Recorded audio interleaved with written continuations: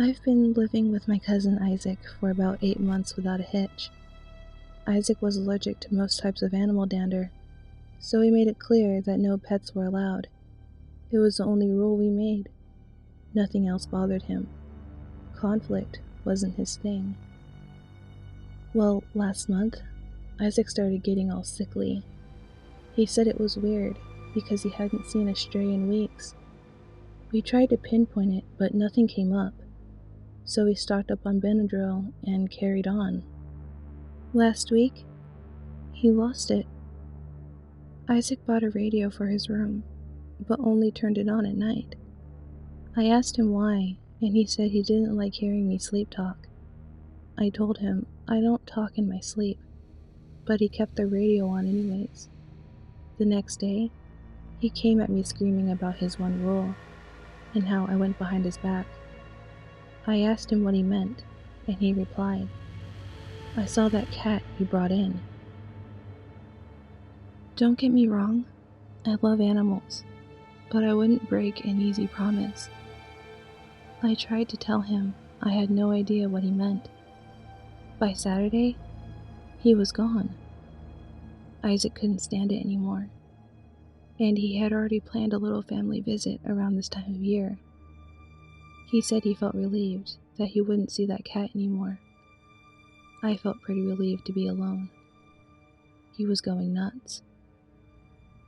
A few nights ago, I went downstairs to take a pee. As I'm finishing up, I noticed something lurk outside the door. It moved like a cat, but it was slightly bigger than one. Its legs were very long and thin. I could hear nails scratch with every step. Of course, I jumped a bit. How did this thing get in? And how did I not see it before? I got a better look at it the following night. God, I wish I hadn't. It was sitting at the base of the stairs this time, waiting for me to come down. The animal sat like some sort of cat. Its entire body was hairless and pale, even down to the ratty tail. But its head was so smooth. It had no face. There was nothing there, and yet I could tell it was staring right at me. I wish I had died of fear right then. Last night, I couldn't sleep.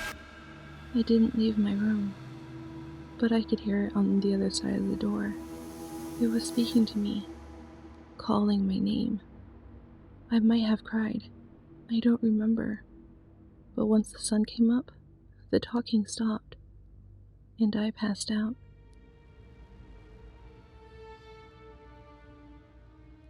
I'm awake now. It's nighttime, and I've got Isaac's radio on in my room. I can't hear it speaking, but I can hear it scratching on my door. This blanket isn't thick enough to drown out the noise. What's worse, the scratching sounds like it's coming from the inside.